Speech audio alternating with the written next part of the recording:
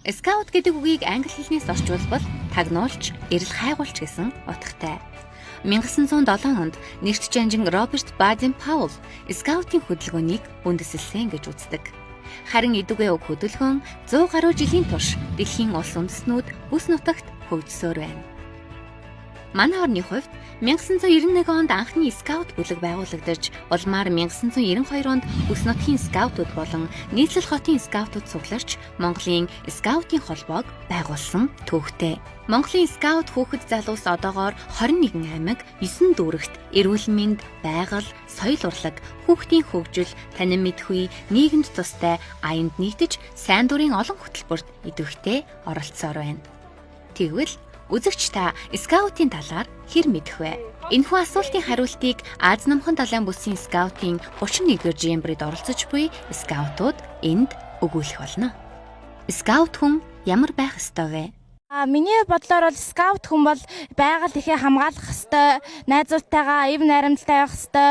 Тэгээд дээрэс нь өөрийнхөө буруу зүйлийг дорн залруулах ёстой, их сайн үеийн төлөө байх ёстой гэж би боддог. За, скаут хүн гэдэг бол үнэхээр төвчээртэй, тэгээд зоригтой, тэгээд хүнд туслах сэтгэлтэй хүн байдаг. Түүний тулд би одоо энэ бүлгэмд хэлсэн байгаа. Яагаад гэвэл би хүнд туслах үнэхээр их дуртай. Тэгсэн хэрнээ тусалж чаддгүй учраас энэ бүлгэмд ороод хүнд туслая гэж бодсон.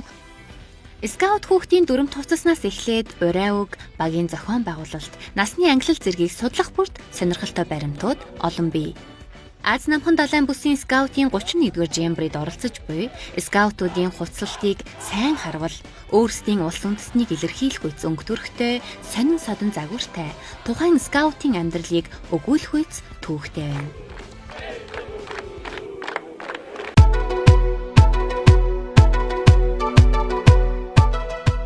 Скаутын 3 зарчим. Скаутын хөдөлгөөн 3 зарчимд үндэслэгддэг бөгөөд тэдгээр нь энэхүү хөдөлгөөний үндсэн суурь нь болох хууль, итгэл үнэмшил нь болдог. Эдгээр нь Бурхны өмнө хүлээх үүрэг, бусдын өмнө хүлээх үүрэг, өөрийн өмнө хүлээх үүрэг хэмээн тодорхойлогддог. Бурхны өмнө хүлээх үүрэг нь бие хүн амьдралын болон оюун санааны үнэт зүйлсэд хандах хандлагыг хэлдэг бөгөөд бусдыг шашин шүтлэг, үзэл бодлоор нь хүндэтгэх, өөрийн үзэл бодол болон шашин шүтлэгтээ үнэнч байхыг хэлнэ. Бусдын өмнө хүлээх үүрэг нь бие хүн нийгэм болон байгаль орчинд хандах хандлагыг хэлдэг бөгөөд нийгэмд идэвхтэй, бүтээлч, үүрэг гүйцэтгэж хувь нэмрээ оруулахыг хэлнэ. Өөрийн өмнө хүлээх үүрэг нь бие хүн өөрийн өмнө хүлээх үүрэгт хандах хандлагыг тодорхойлдог хэмээн ойлгож болно.